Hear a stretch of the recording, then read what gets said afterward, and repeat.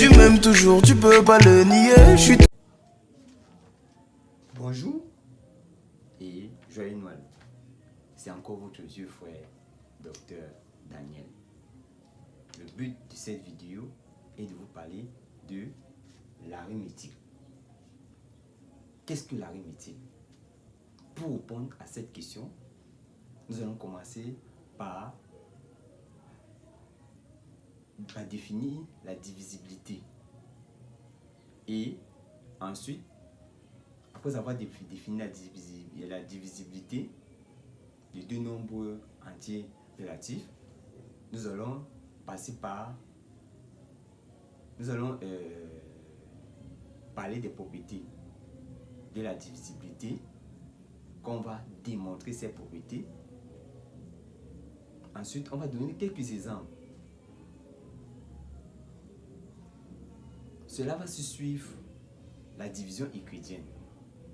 Qu'est-ce que la division euclidienne? Nous allons définir la division euclidienne.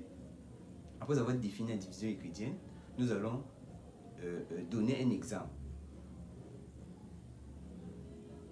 Dans le même sens de la vidéo, nous allons parler de le PDGC, le plus grand diviseur commun de deux nombres entiers relatifs. Et ce PGCD est le plus grand diviseur commun positif de deux nombres. On va définir, on va vous donner certaines propriétés qu'on va démontrer. Ensuite, on va parler de l'algorithme d'Euclide. L'algorithme d'Euclide, c'est un algorithme qui nous permet de déterminer d'une autre façon le PGCD de deux nombres lorsque ces nombres sont très grands. Là, et l'algorithme d'Euclide, c'est une division euclidienne successive, de telle sorte que lorsque la dernière division euclidienne a pour reste 0, on prend le reste précédent, positif non nul. Et cela va correspondre à le PGCD de ces deux nombres. Sans plus tarder, nous allons commencer par donner la définition de la divisibilité de deux nombres entiers relatifs non nuls. En petit 1,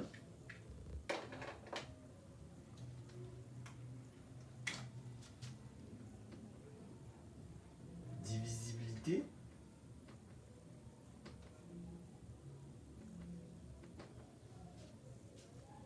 la divisibilité, nous allons définir soit, nous allons prendre deux nombres, soit A, B, deux nombres entiers relatifs non nuls.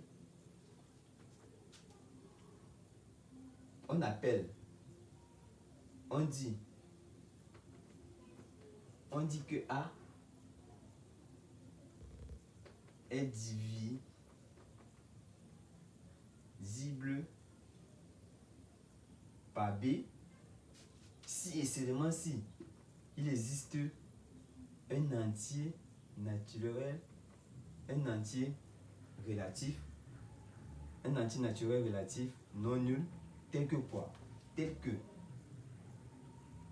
A est égal à B, que.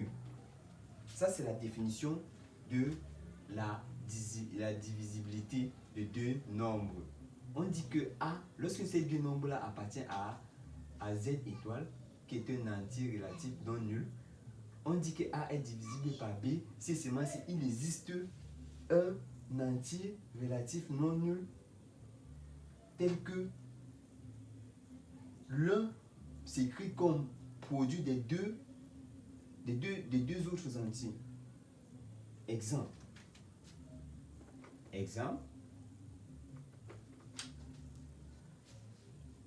Nous allons dire, on demande de montrer que 6 est divisible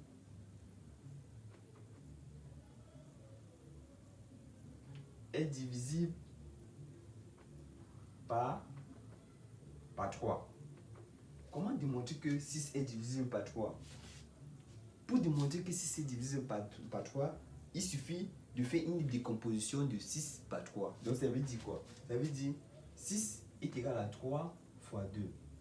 Donc quel est le nombre multiplié par 3 nous donne 6? Ce sont les questions que vous devez vous poser dans ce cas. Quel est le nombre multiplié par 3 nous donne 6? Nous voyons bien que c'est 3 fois 2.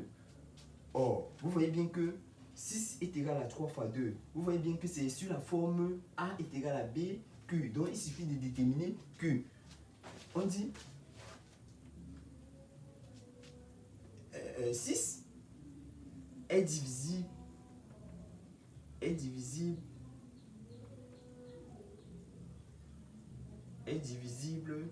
par 3 si et seulement si il existe un Q appartenant à Z étoile tel que quoi? Tel que 6 est égal à 3 Q.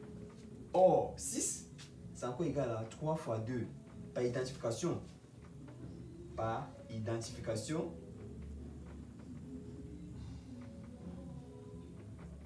Q est égal à 2.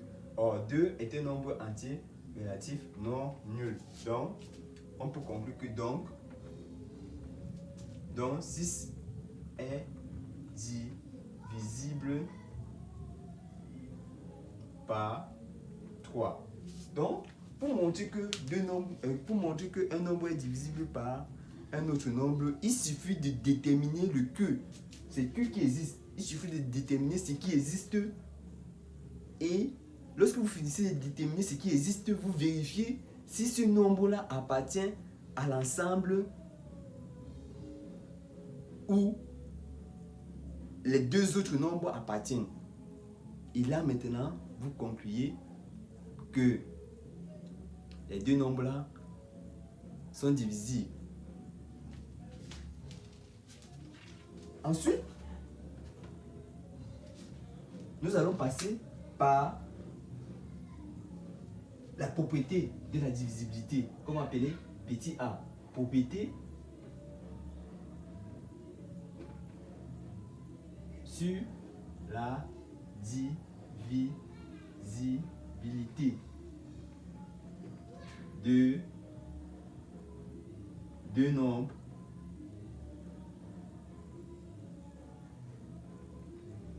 entiers relatifs. Deux nombres entiers relatifs. Propriété 1. Dans la propriété 1, on dit soit A appartenant à Z étoile. On a A appartient à Z étoile. On dit si A est divisible par 1, si A divise 1, alors A est égal à plus ou moins 1. Donc A prend les valeurs 1 ou moins 1. Maintenant, on va utiliser la démonstration. Démonstration va démontrer cette propriété. Démontrons. On va démontrer. On va supposer. Supposons que A divise 1 et montrons que A est égal à plus ou moins 1. D'après, on part de l'hypothèse on part de notre hypothèse. Donc notre hypothèse, c'est ce qu'on a supposé. A divise 1 équivaut à dire, veut dire quoi? Équivaut à dire qu'il existe un Q appartenant à Z étoile tel que quoi? Tel que 1 est égal à AQ. 1 est égal à AQ. Maintenant, on va chercher à décomposer 1. Or, 1 c'est égal à quoi? 1 c'est encore égal à 1 fois 1. 1 fois 1 ça donne 1. Et c'est encore égal à moins 1 fois moins 1. Qui donne 1. Or, on sait que quoi? On sait que AQ est égal à quoi? À 1. Ça veut dire que c'est encore égal à AQ. Maintenant, on va prendre le cas par identification dans le cas où 1 est égal à 1 fois 1. Ça veut dire que quoi? Lorsque A prend la valeur 1, Q prend la valeur 1. Ou lorsque A prend la valeur moins 1, Q prend la valeur moins 1. On voit bien que Q appartient, Q prend les valeurs moins 1, 1. Et ça appartient à l'ensemble Z étoiles. Donc, si ça appartient à l'ensemble Z étoiles, ça veut dire ici que A prend ici la valeur. Lorsque Q est dans cet ensemble, A ici est dans l'ensemble moins 1, 1. Ceci implique que A est égal à plus ou moins 1 dans Z étoile. D'où la démonstration. D'où la démonstration.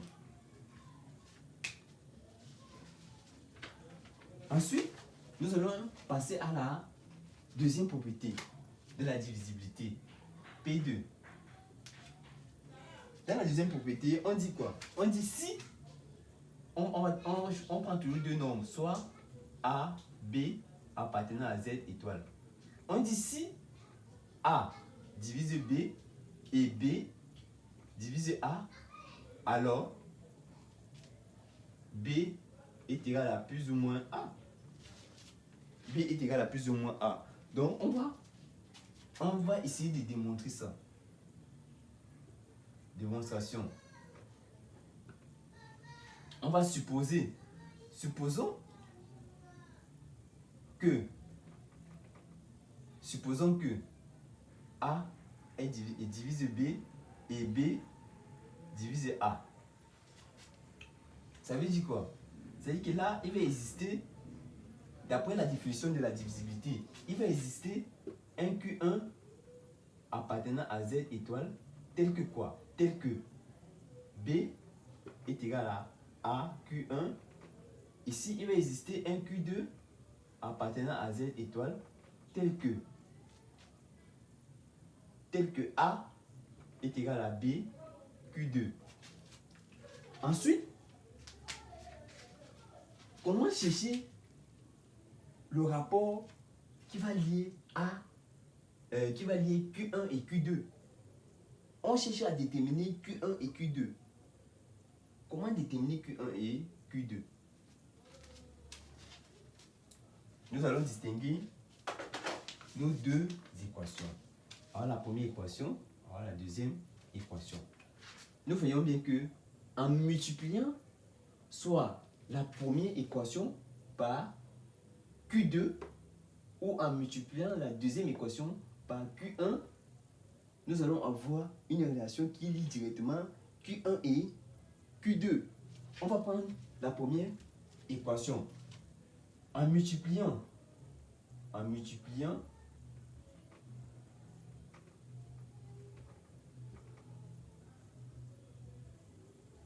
1 par Q1, en multipliant 1 par Q2, pardon.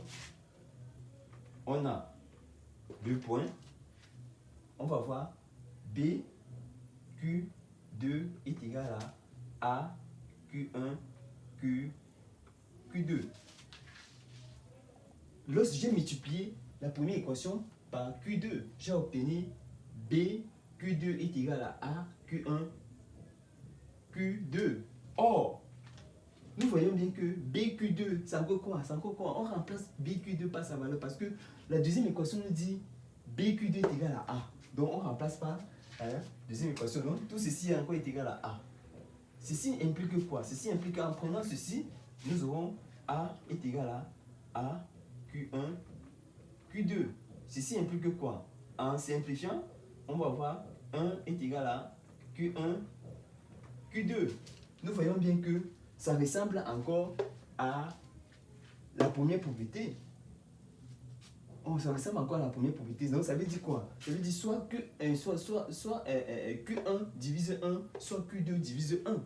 Nous sommes encore dans le cas où on revient à la deuxième propriété. Lorsque A divise 1, alors, lorsque A divise 1, alors A est égal à plus ou moins 1.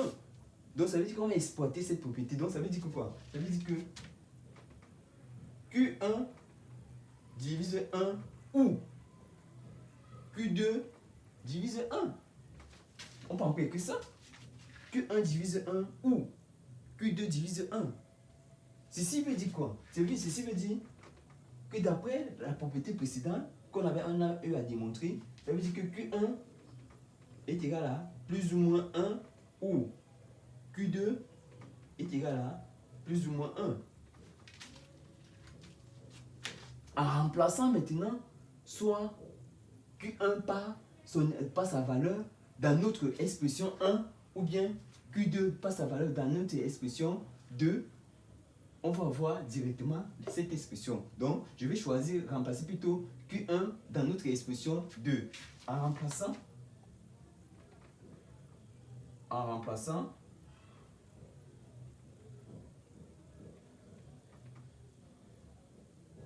l'expression, la valeur, en remplaçant la valeur, la valeur de Q1 dans l'équation 1, on a B est égal à quoi? Est égal à A fois plus ou moins 1. Or, A fois plus ou moins 1 correspond encore à plus ou moins A. D'où la démonstration. D'où la démonstration.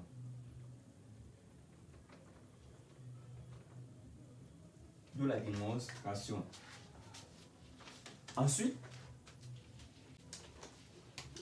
nous allons passer à la propriété 3, pardon. Nous avons P3. On va définir toujours soit A appartenant à Z étoile. On dit tout nombre différent de 0 peut diviser 0. Donc, ça veut dire quoi? Tout nombre différent de 0 divise 0. Ça veut dire A divise 0. Ceci est vrai. Nous avons vu cette propriété dans le primaire. Tout nombre différent de 0 divise 0. Donc ça veut dire, on peut écrire 0 divisé par 1. Vous voyez que ça donne 0. Lorsque 1 est déjà différent de 0, tout nombre différent de 0 divise 0. C'est une propriété que nous avons vue au primaire. Ensuite, je n'ai pas besoin de démontrer. La deuxième propriété, parce que c'est logique, il suffit seulement de la démonstration par exemple. Par un exemple qui vérifie. Propriété 2, on dit soit A appartenant à Z étoile, alors A divise 1. A appartenant à Z étoile, on a 1 qui divise A. Tout nombre divisé par A Z étoile à Z. Tout nombre appartenant à Z ou bien à R, n'importe quel ensemble, peut être divisé par 1. C'est logique. Lorsqu'on a 2 divisé par 1, ça donne 2. Vous voyez bien que 1 est un élément neutre pour la division dans ce cas. Donc tout nombre divisé par 0, ça donne encore ce même nombre. Divisé par 1, autant pour moi, ça donne encore ce même nombre. Donc, dans la divisibilité, 1 est un élément neutre. Vous voyez un peu? Ok. Nous passons à la 5e propriété. C'est logique ça. La propriété 4 est logique. Nous passons maintenant à la 5e propriété qui est on définit on définit trois entiers relatifs A, B et C appartenant à Z étoile. On dit si A divise B et B divise C, alors A divise C. Donc ça veut dire la divisibilité ici obéit à la loi de la transitivité. Oui, la divisibilité obéit à la loi de la transisibilité. On va essayer de démontrer ça. Démonstration.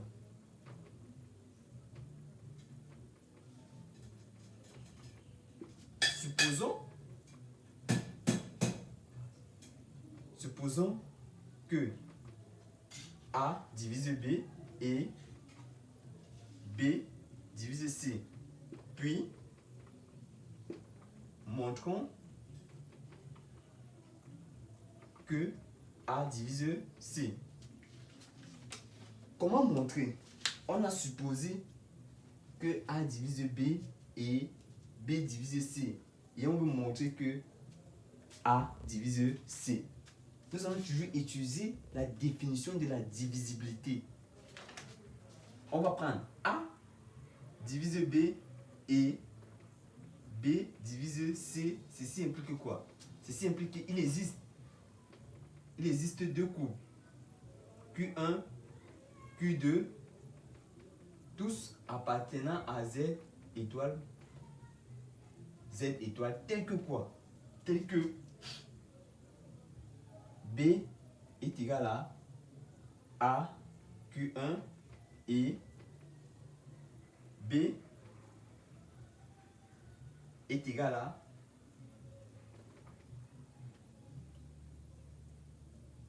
tel que C est égal à B, Q2. Excusez-moi. C est égal à B, Q2. Maintenant, qu'est-ce qu'on doit faire? La première chose, on va multiplier parce qu'on veut ressortir B, Q2 dans la première expression. Donc, on va multiplier la première expression par Q2. Ça, c'est la première expression. Ça, c'est la deuxième expression. Donc, on va dire, en multipliant,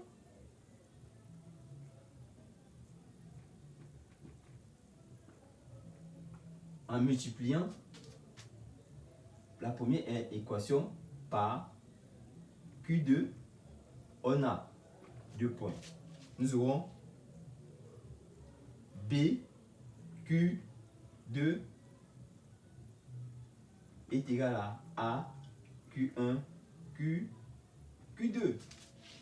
Or, BQ2 est égal à quoi? BQ2, d'après la définition, c'est encore égal à C. C'est égal à C. Ceci équivaut à dire que quoi? C est égal à A, Q1, Q2. Maintenant, si on essaie de poser, posons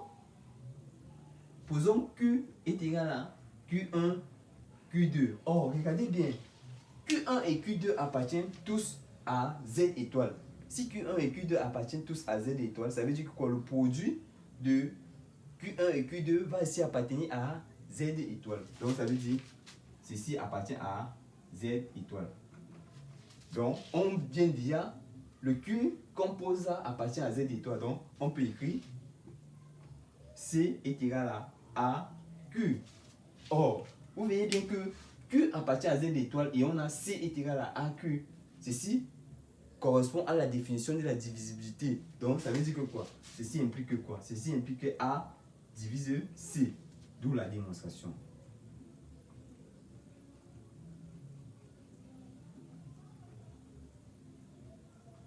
D'où la démonstration. Nous allons passer maintenant à la propriété 6. La propriété 6 qui dit, la propriété 6, on dit si A divise B et A divise C, alors A divise B plus C. B plus C. Nous allons maintenant essayer de démontrer ça. Démonstration.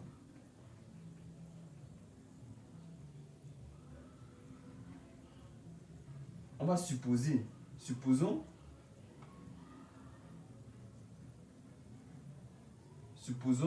que A divisé B et A divisé C, puis montrons que A divise B plus C. On va utiliser toujours notre définition de la divisibilité. On va utiliser la définition de la divisibilité. Donc, cette définition-là est très capitale dans l'arithmétique.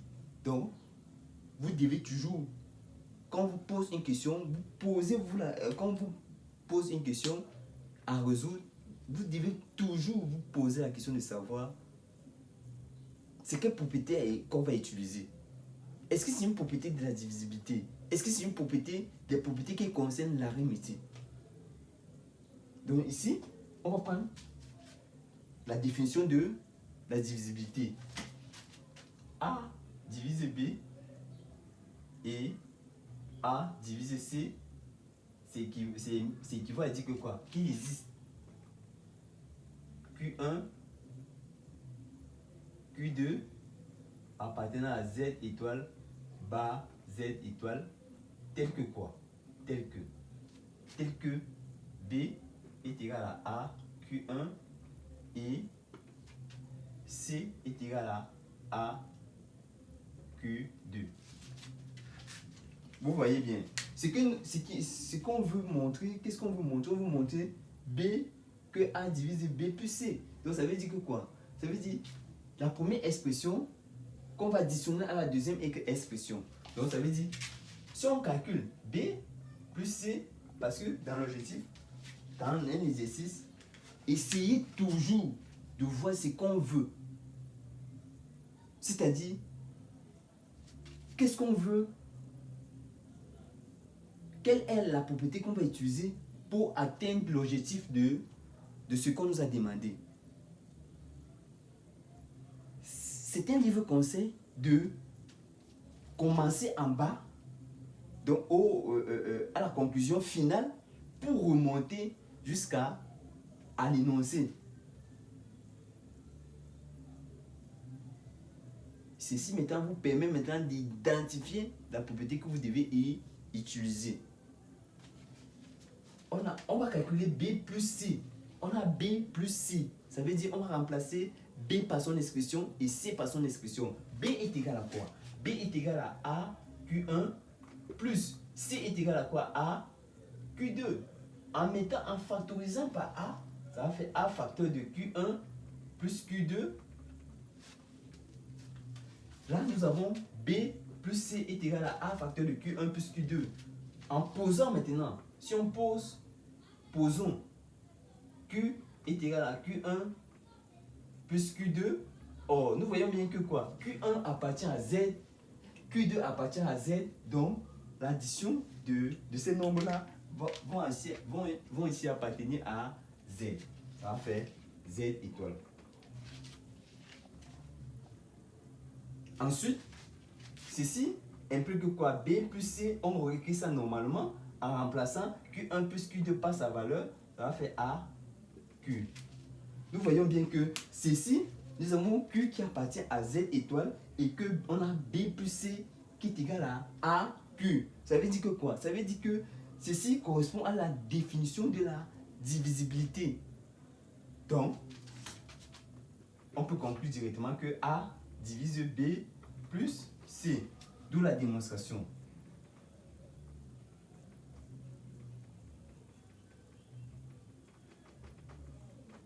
D'où la démonstration.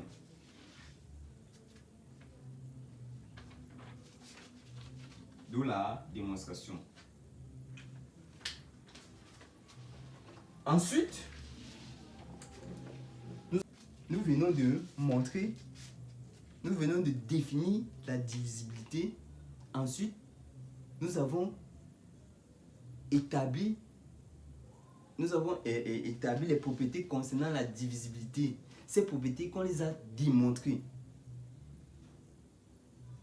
Là, je pense que un élève qui suit bien cette vidéo va être capable de donner la définition de la divisibilité de deux nombres, de démontrer les différentes propriétés concernant la divisibilité. Ceci va le permettre d'appliquer ces différentes propriétés dans certains exercices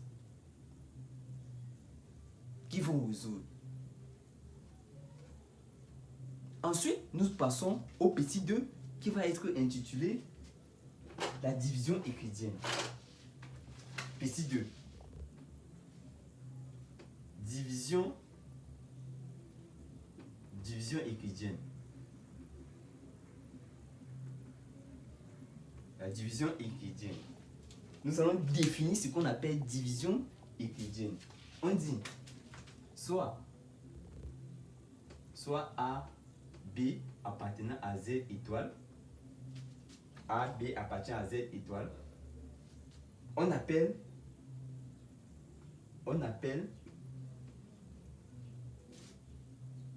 division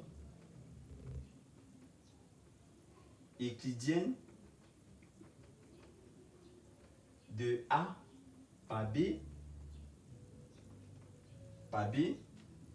tout entier. Tout entier relatif. Tout entier relatif non nul tel qu'il existe deux courbes Q et R appartenant à l'ensemble Z étoile fois N étoile, on va prendre étoile, ou bien fois N, tel que quoi? Tel que A est égal à B, Q plus R avec E, et R est compris entre 0 et valeur absolue de B. Valeur absolue de B. Au primaire, on nous a dit, lorsqu'on divise A par B, ceci signifie que quoi? Lorsqu'on divise A par B, on a Q. Et ici, on a le reste. Ceci, A va correspondre à la... c'est le dividende. Et ceci, le diviseur. Ceci, le quotient. Et ceci, le reste. Donc c'est tout ceci qui nous donne cette expression-ci. Maintenant on dit, dans le cas où si nous avons notre formule de la divisibilité de la division euclidienne, A est égal à B, Q plus R. Si maintenant R est égal à 0, alors nous aurons A est égal à BQ. Ceci correspond à la définition. Ceci signifie que quoi? Ceci signifie que B divise A. Ceci correspond à la définition de la divisibilité. Donc, on peut essayer de constater que quoi? On va constater que lorsque R est égal à 0, on passe directement à la formule de la divisibilité. Donc, la divisibilité est une conséquence de la division euclidienne. Quand on parle de conséquence, est une conséquence de la division euclidienne, c'est dans le cas où R, qui est le reste, est égal à 0. Dans ce cas-là, c'est un cas de la division euclidienne. Donc, ceci me permet de dire que dans ce cas, on parle de conséquences de la division euclidienne. Et la conséquence de cette division euclidienne, c'est la définition de la divisibilité. Voilà. On va prendre un exemple.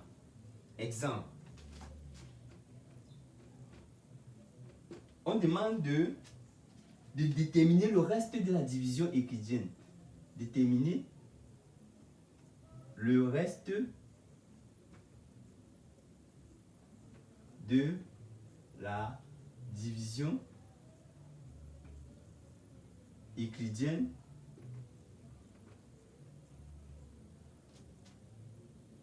de 21 par 6.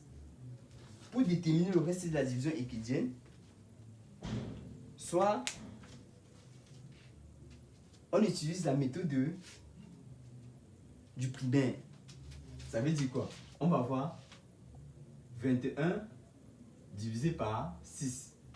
Or, 21 divisé par 6. Qu'est-ce qu'on va avoir? On va prendre quel est le nombre qu'on va multiplier par 6 va nous donner soit 21, soit un nombre proche de 21 qui est inférieur mais proche de 21. Nous constatons que quoi? Nous constatons que quand on fait 2 fois 2, ça donne 12. Après, 6 fois 2, ça donne 12. Ensuite, 6 fois 3, ça donne 18. Mais maintenant qu'on part à 6 fois 4, ça donne 24. Donc 24 est plus supérieur à 21. Donc on va prendre plutôt ce qui est le précédent de la multiplication. Donc ça veut dire 18. Donc 3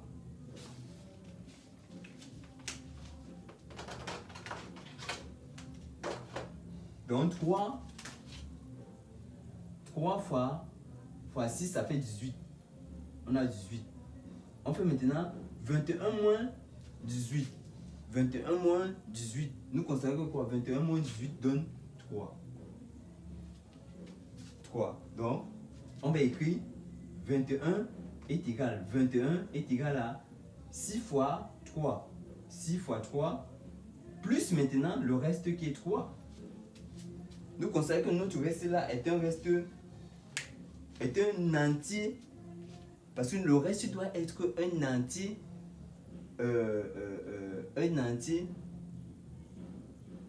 Un entier naturel non nul. Un entier naturel non nul. Pourquoi on parle de division euclidienne? Vous faudrait que le reste soit un entier naturel non nul. Ça veut dire, là maintenant, on va dire d'où le reste est 3. Ceci correspond au reste de la division euclidienne de 21 par 6. Ensuite, nous allons maintenant passer au petit 3 qui est le PGCD. Petit 3, le PGCD de deux nombres de deux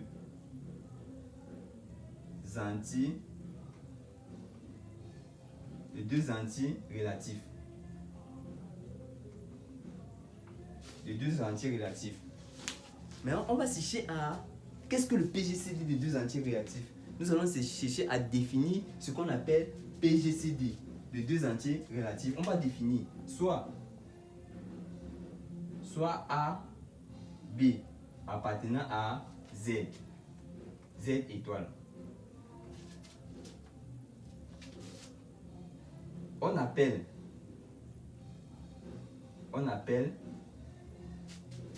PGCD de A et B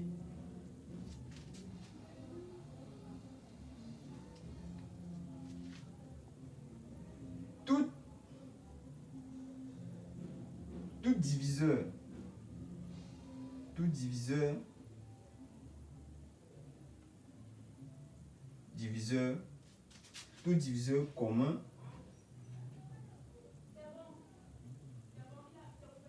diviseur commun positif de A et B. tout diviseur commun positif de A et B. On va mettre entre parenthèses le PGCD, c'est encore le plus grand. C'est encore le plus grand diviseur commun positif de A et B. C'est encore le plus grand diviseur commun positif de A et B. Notez PGCD de A et B. C'est encore égal à A. D'autres vont écrire A V renversé de B. Donc A vectoriel B. Ensuite,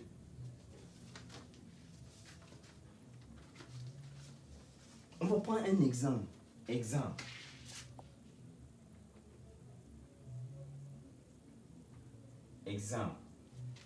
Déterminer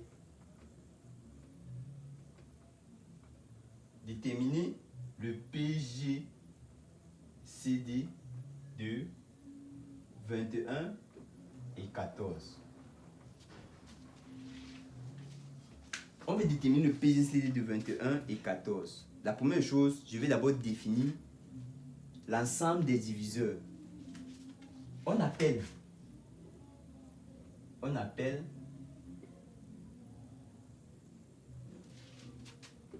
l'ensemble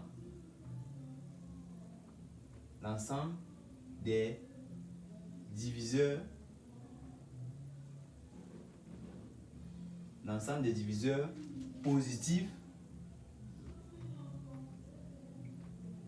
de A appartenant à Z étoile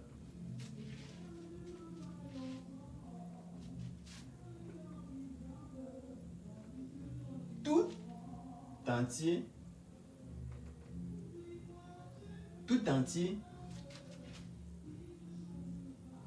naturel non nul qui divise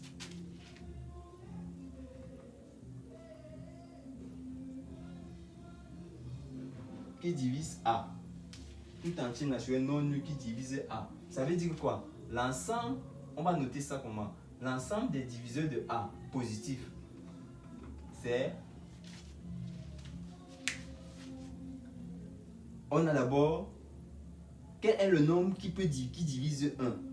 On a 1 qui divise A. On a d'abord 1. Ensuite, on a A lui-même.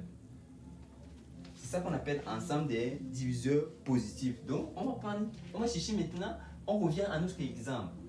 On veut déterminer le PGCD de 21 et 14. Pour déterminer le PGCD de 21 et 14, il faut déterminer l'ensemble des diviseurs positifs de 21 et l'ensemble des diviseurs positifs de 14. L'ensemble des diviseurs positifs de 21 qu'on va déterminer est déterminer l'ensemble des diviseurs positifs de 21 et l'ensemble des diviseurs positifs de 14. Maintenant, pour déterminer l'ensemble des diviseurs positifs de 21 et l'ensemble des diviseurs positifs de 14, on va essayer de décomposer 21. 21, c'est 7 fois 3. 14, c'est 7 fois 2. Ensuite, ça veut dire quoi? Ça veut dire que l'ensemble des diviseurs positifs de 21, nous avons quoi? Nous avons 1 qui divise 21. On a 1 qui divise 21. Ensuite, nous avons quoi? Nous avons 3 qui divise 21. Après 3, nous avons 7 qui divise 21. Et on a 21 lui-même. L'ensemble des diviseurs positifs de 14, nous avons 1 qui divise 14. Ensuite, nous avons 2 qui divise 14. Après 2, nous avons 7 qui divise 14. Et on a 14 lui-même. Maintenant, le PGCD de 21 et 14, c'est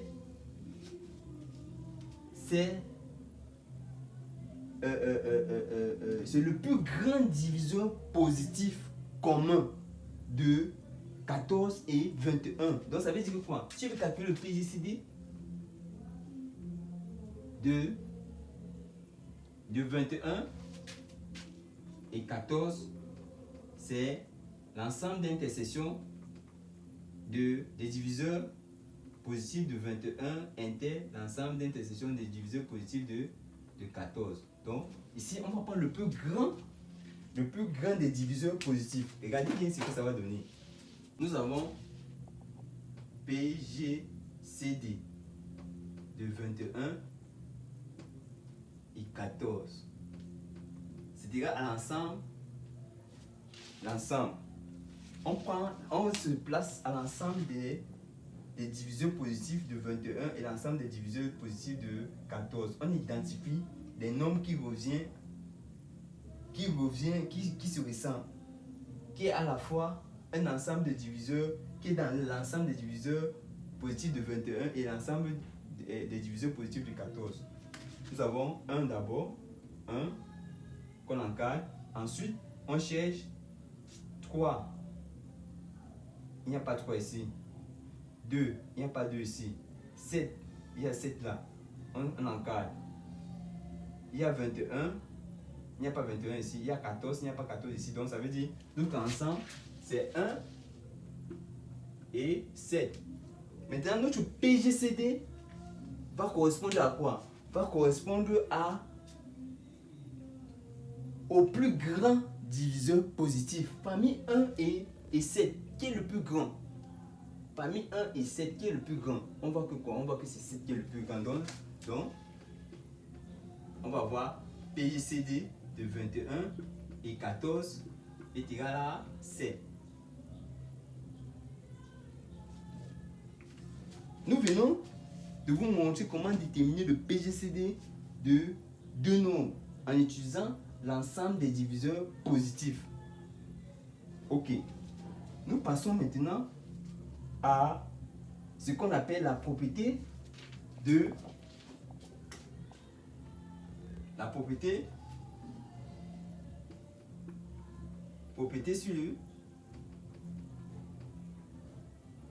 sur le PGCD de deux entiers relatifs. Les deux entiers relatifs non nuls ou bien non. Bon, on va prendre les deux entiers relatifs. Non, on va prendre non nul. Non nul. Propriété 1. On a soit A appartenant à Z étoile. On dit que le PGCD de A et 1 est égal à 1. Est égal à 1. On passe maintenant à la démonstration. On va démontrer cela. Démonstration. Démontrons que le PGCD de A et 1 est égal à 1. Je vais vous donner une autre définition du PGCD de A et B avant de commencer. Autre définition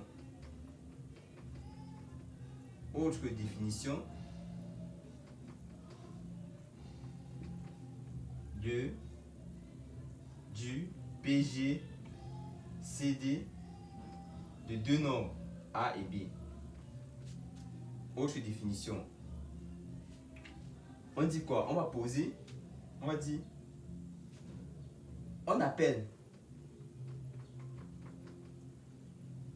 PGCD de A et B PGCD de A et B tout entier naturel, non nul,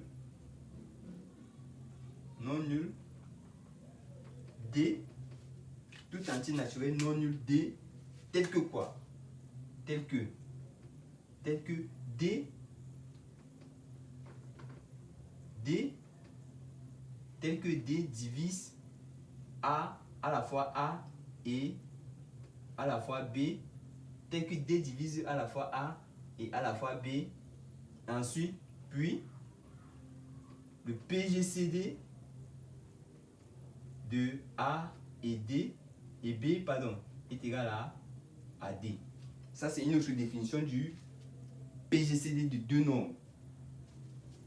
Ça veut dire que quoi? Lorsqu'on a le PGCD de deux nombres, ce PGCD-là est le plus grand diviseur commun de A et B. Donc ça veut dire que quoi? Ça veut dire que le PGCD de A et B divise A et le PGCD de A et B divise B. Vous voyez un peu?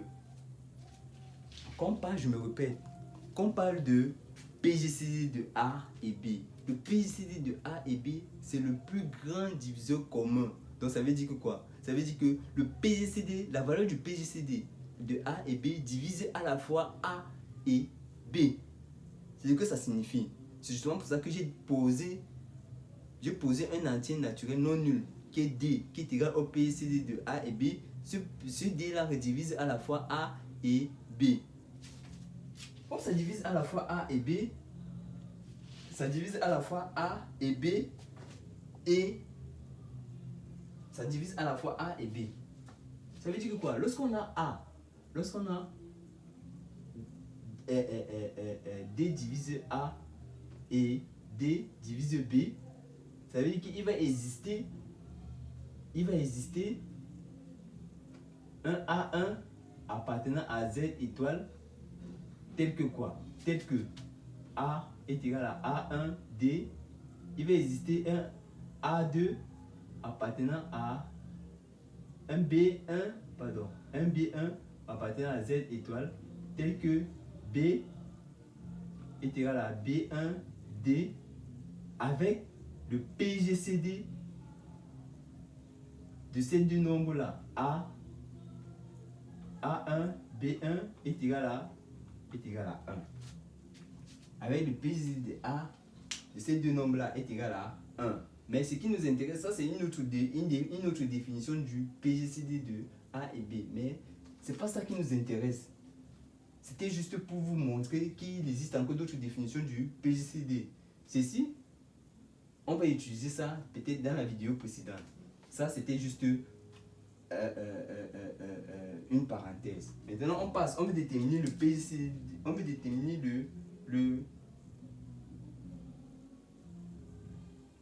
on veut démontrer que le PGCD de A et 1 est égal à 1. La première chose, on va chercher à déterminer l'ensemble des diviseurs positifs de A. Nous considérons que l'ensemble des diviseurs positifs de A, c'est 1 et A lui-même. Ensuite, l'ensemble des diviseurs positifs de 1, c'est 1 lui-même. Ensuite, nous avons ceci. On cherche maintenant l'intersection de ces deux ensembles. L'intersection de ces deux ensembles.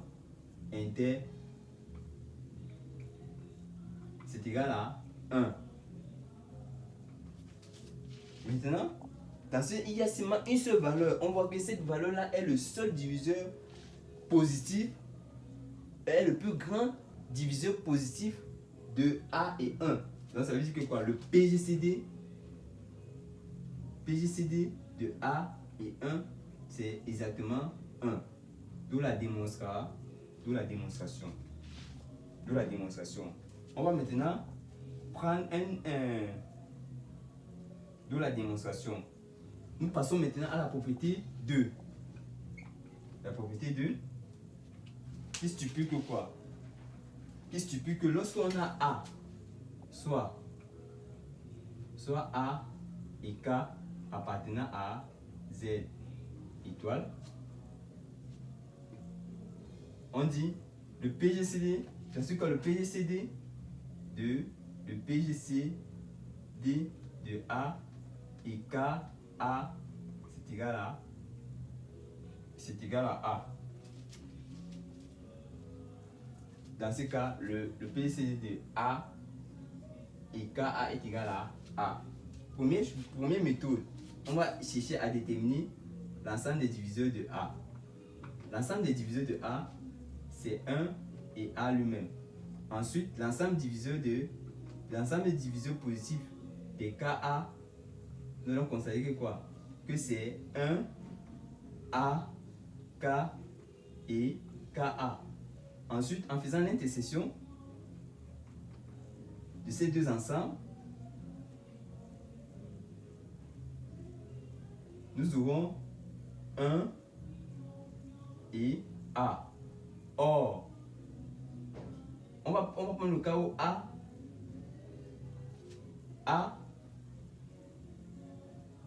est égal à A et A supérieur ou égal à 1. Or, A est supérieur ou égal à 1. A est supérieur ou égal à 1, ça veut dire que quoi? Ça veut dire que le PGCD de A, KA est égal à A. Dans le cas où A est supérieur ou égal à 1. Si maintenant c'était dans le cas où c'était plutôt 1 qui était supérieur à A, ça va donner plutôt 0. Là, je pense que ça va pas hésiter. C'est 0, 1, 0. Non. A doit toujours être supérieur ou égal à 1. Et là, on a le PGCD de A et KA est égal à A. D'où la démonstration.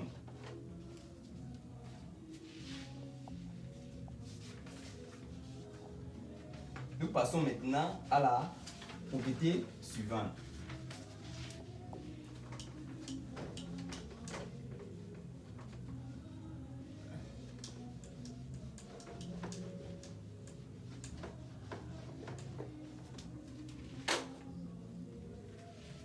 Propriété 3. Propriété 3, on dit soit A, B appartenant à Z étoile, soit A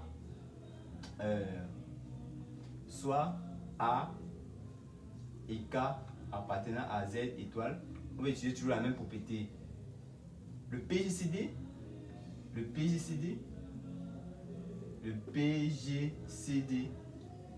de A, KA est égal au PGCD est égal à A où valeur absolue de A est égal à la valeur absolue de A multiplié par le PGCD de 1 et K. Mais cette propriété ici, c'est valeur absolue, hein, parce que ça appartient à Z. Excusez-moi. C'est valeur absolue. Valeur absolue. Voilà. Valeur absolue. Valeur absolue. Et valeur absolue. Ça, c'est valeur absolue. Voilà. On va ce qu'on a. C'est égal à ceci. Or, le PGCD, on avait démontré que le PGCD de 1 et K était égal à la valeur absolue de K. Était égal à 1, pardon. Était égal à 1. Donc ça veut dire que quoi? Donc on peut utiliser ici cette formule pour démontrer la démonstration précédente qui était ceci. Pour démontrer ça. Ok. Je n'ai plus besoin de démontrer.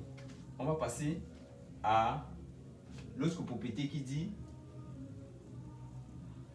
propriété 4 qui dit si soit soit A, B appartenant à Z étoile. Pour tout Q, R appartenant à Z fois N étoile. Si A est égal à P, Q plus R, alors le PG CD de A et B est égal au PG CD de B et R. De B et R. PG de B et R. Ceci, pour montrer ceci, qu'est-ce qu'on va utiliser? On va utiliser ce qu'on appelle la définition de notre PGCD. Donc ça veut dire qu'on va utiliser la deuxième définition du PGCD de A et B. On va supposer démonstration.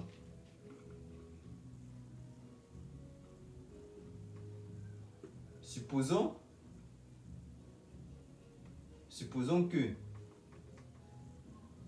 A est égal à B, Q plus R et montrons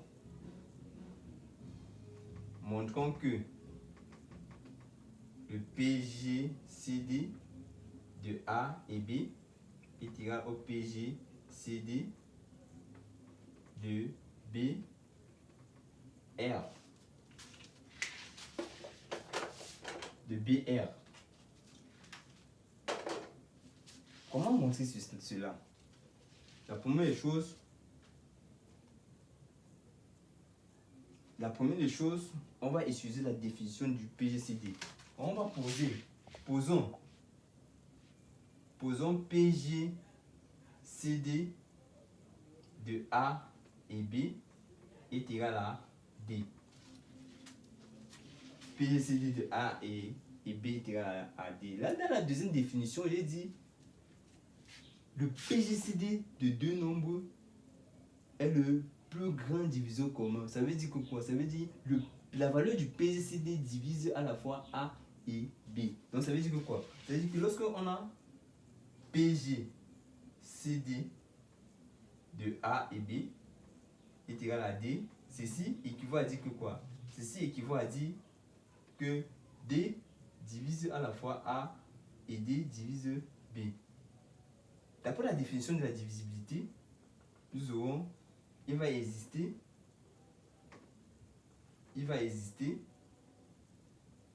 un A1, B1 appartenant à Z étoile tel que quoi?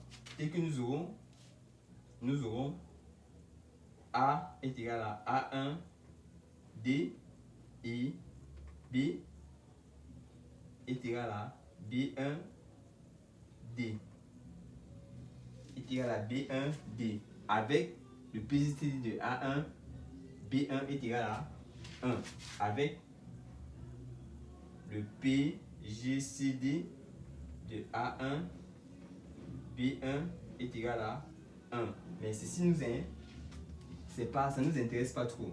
C'est ça qui nous intéresse.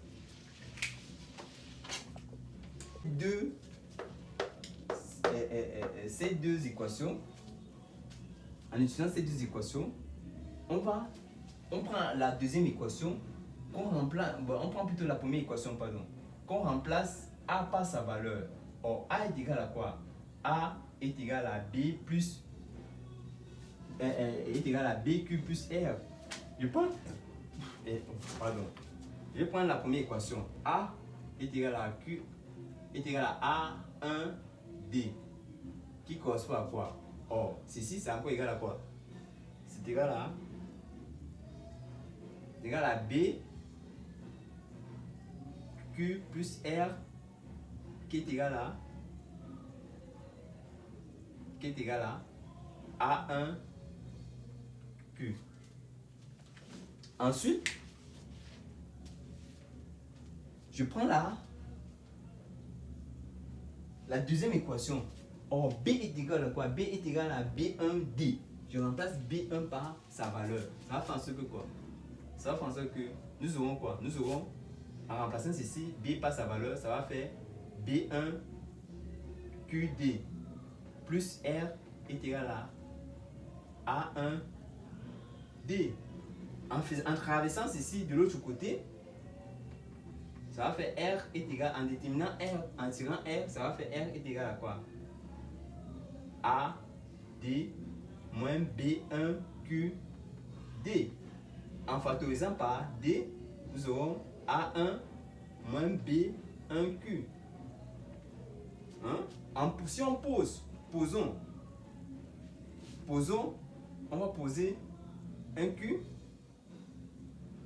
appartenant, un Q est égal à A1 moins B1 Q appartient à N étoile. Or, R appartient à N.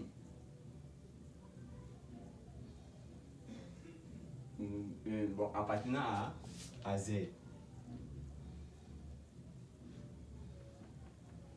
Appartient à Z. Si on pose que ça appartient à Z, nous aurons quoi? Nous aurons R est égal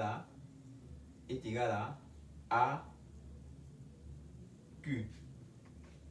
Or, pour que R appartient à N étoile, il faudrait que quoi?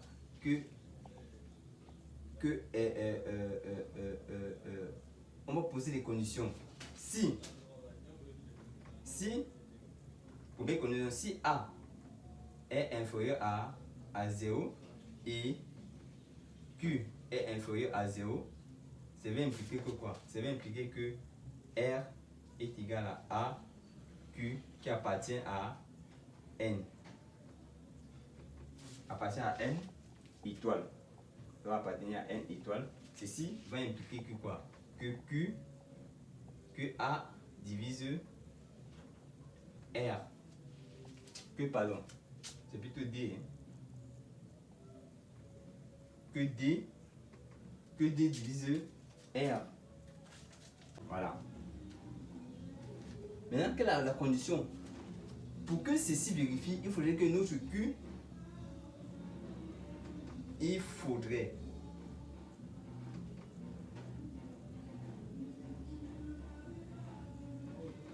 que notre Q appartient à N étoile. Il faudrait que notre Q appartient à N étoile. Donc on va poser. Il faudrait que notre Q appartient à N étoile. Il faudrait que notre Q appartient à N étoile. Si dans ce cas, ça va impliquer que quoi? R, Q appartient à N étoile. Ceci implique que D divisé R. Dans ce cas-là, si D divisé R, nous aurons D divise à la fois R et divise à la fois divise à la fois B. Ceci implique que quoi? Que le PGCD de B et R est égal à D. Or, ce PGCD de B et R là, on avait posé, c'est égal à B, PGCD de A et B. Donc, le PGCD de A et B est égal au PGCD de B et R.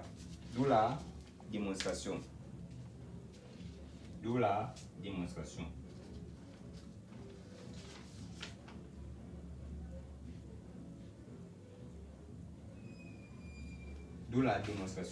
Maintenant, nous allons passer au dernier point qui est le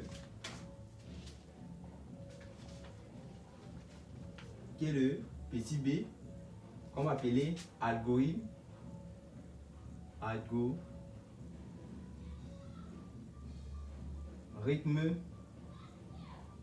d'Euclide.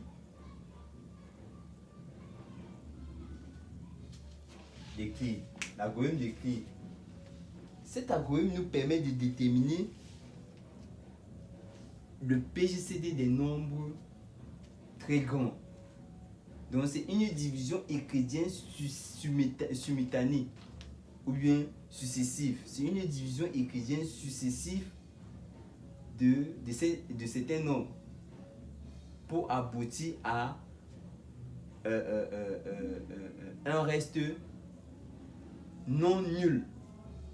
Mais lorsque vous faites la division euclidienne et que vous arrivez à un reste 0 et un reste nul, vous prenez le PGCD va correspondre au à l'avant-dernière équation de la division euclidienne où le PGCD où le reste est non nul. Vous voyez un peu. On va prendre, pour essayer de donner cette définition, nous allons essayer, on va utiliser un exemple pour que vous puissiez bien vous imprégner de la chose. Exemple. On va utiliser un exemple pour vous expliquer ce qu'on appelle l'algorithme de Euclide. On demande de déterminer le PGCD de 600 et 124. 600 et 124. Mettez-vous en tête que la première chose, nous devons chercher à faire la division euclidienne de 600 par 24. Ça veut dire que quoi? On va essayer de décomposer. On va faire la division euclidienne. En faisant la division euclidienne, on va diviser 600 par 24. Ça va donner ceci. On voit que ce nombre est un nombre très grand. On continue. On va diviser ceci par 124. Par 104. Donc on va diviser 124 par 104. 1 plus 20. Ensuite, on va diviser 104 par 20. 20, ça va faire 100 plus 4. Ensuite, vous pouvez toujours continuer. Vous allez diviser 20 par 4. Ça va faire 4 fois 5, 20. Plus 0. Vous avez bien vu que la dernière ligne a un reste 0.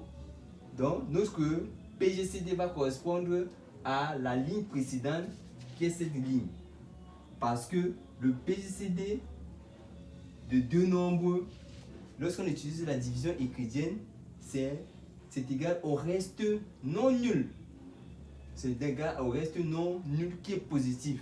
Un reste non nul pour positif. Donc ça veut dire que dans ce cas, notre PGCD de 600 et 124 est égal à 4. C'est égal à 4. Ensuite, ça c'est l'explication. On va faire un résumé sur l'algorithme d'Euclide. Pour déterminer le PGCD de deux nombres en utilisant l'algorithme d'Euclide, on va faire une division euclidienne successive. Lorsque maintenant on va atteindre à la dernière équation que le reste va être égal à 0, alors on remonte l'équation précédente va être le reste de cette équation précédente va être le PGCD de nos deux nombres. Parce que notre PGCD c'est égal au reste positif qui est positif non nul. Le dernier terme va être le C qui va être la définition de deux nombres, de deux entiers, de deux nombres promus entre eux.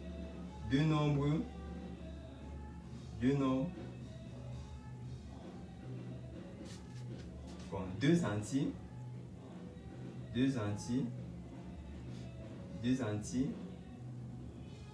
naturels, deux entiers relatifs. Hein. Deux entiers relatifs. Promieux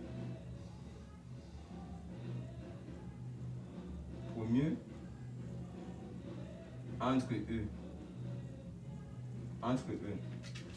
Comment démontrer que deux entiers relatifs sont promieux entre eux? D'où la définition. On va définir. D'où la définition.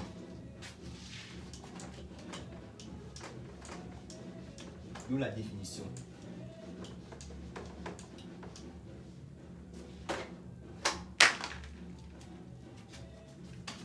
Soit A, B appartenant à Z étoile.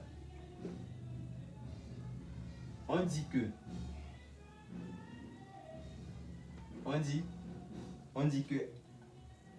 A et B sont promieux entre eux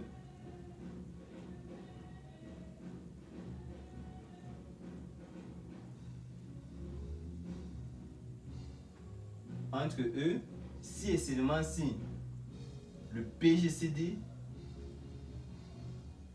de ces deux nombres est égal à 1. Si et seulement si le PGCD de ces deux nombres est égal à 1. Donc pour montrer que deux nombres sont promieux entre eux, il suffit de déterminer le PGCD de ces deux nombres. Si le PGCD de ces deux nombres-là est égal à 1, alors on conclut que ces deux nombres-là sont promieux entre eux. On va prendre un exemple. Exemple.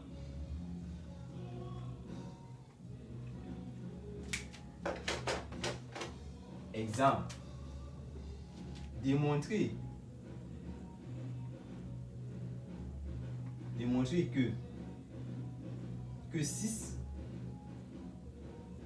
que le PGCD de 6 et 7 est égal à 1. Donc, sont promieux entre eux. La première chose, pour démontrer que le PGCD de 6 et 7 est égal à 1, il suffit d'abord de calculer ce PGCD. Soit vous passez par la division euclidienne, soit vous passez par l'ensemble des diviseurs positifs. Ok. Dans ce cas-ci, on va passer par la division euclidienne. Je vais vous montrer les deux cas. On utilise d'abord le premier cas. On va chercher à calculer l'ensemble des diviseurs positifs de 6 et de 7. L'ensemble des diviseurs positifs de 6 et de 7, on va prendre 6. 6 peut encore s'écrire 1 fois 6. Ça peut encore s'écrire 3 fois 2. Vous voyez un peu. L'ensemble des diviseurs positifs de 6, c'est 1, 2, 3 et 6 lui-même. Dans le cas, nous avons 7. C'est égal à 1 fois 7. Donc ça veut dire que son ensemble des diviseurs positifs de 7, c'est 1 et 7 lui-même. Maintenant, l'intersection de ces deux ensembles, 6 ensemble positif de 7, ça va donner quoi? On voit que le seul nombre qui est commun, qui est le diviseur commun, c'est 1, qui est positif. Donc ça veut dire que le PGCD de 6 et 7 est égal à 1. D'où 6 et 7 sont promieux entre eux.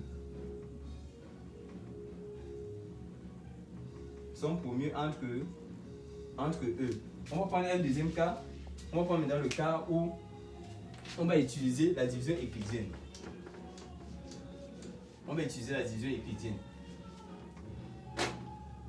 Le cas où on va utiliser la division euclidienne, on a quoi? On a 7 le plus grand. C'est égal à 6 fois 1 plus 1. Or, vous voyez bien que le reste de la division euclidienne par 7 par 6, ça me donne 1. Ça veut dire que quoi? R est égal à 1. Donc, ça veut dire que le PGCD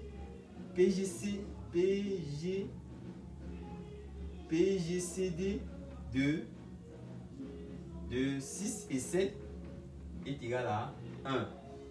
D'où la démonstration. Je vais un peu essayer de définir le PGCD de de A et B lorsque on parle de division euclidienne. Définition. Soit A, B, deux entiers relatifs,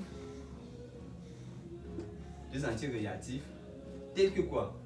Tel que A est égal à B, Q plus R, et R est compris entre 0 et valeur absolue de B. Valeur absolue de B. Ça veut dire que quoi? Ça veut dire que le PGCD, dans ce cas, le PGCD de A et B va correspondre au PGCD de B, et R va correspondre au PGCD de B. Ça correspond au PGCD de B et R. Si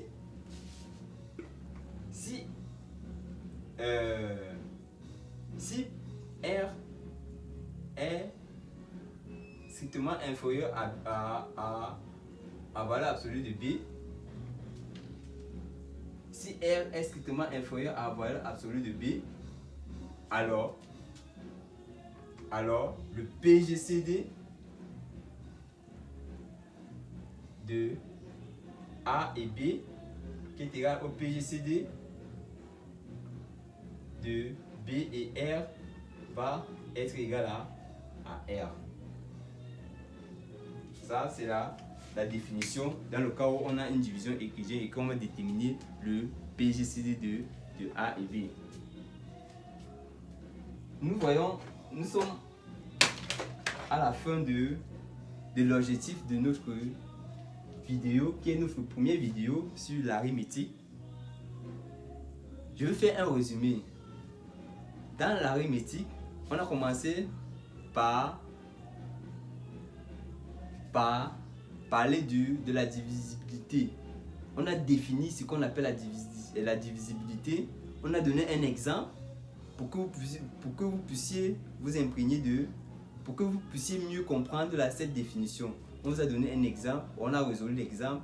Ensuite, nous sommes passés à la propriété concernant la divisibilité. On a démontré chaque propriété de cette divisibilité. Au deuxième point, nous avons parlé de ce qu'on appelle qu'est-ce que la division euclidienne. On a donné la définition de la division euclidienne et on a donné l'exemple de cette division euclidienne pour déterminer le reste d'une division euclidienne. On a essayé de résoudre. Ensuite, au petit 3, nous avons parlé de le PGCD. Nous allons définir ce qu'on appelle le PGCD de deux nombres entiers relatifs. On a dit que le PGCD de deux nombres entiers relatifs, c'est le plus grand diviseur commun positif de ces deux nombres. On a donné des propriétés qui concernaient, on a donné un exemple, et ensuite nous sommes passés à la propriété concernant le PGCD de deux nombres, et on a démontré ces propriétés. Ensuite, nous sommes partis à l'algorithme d'Euclide.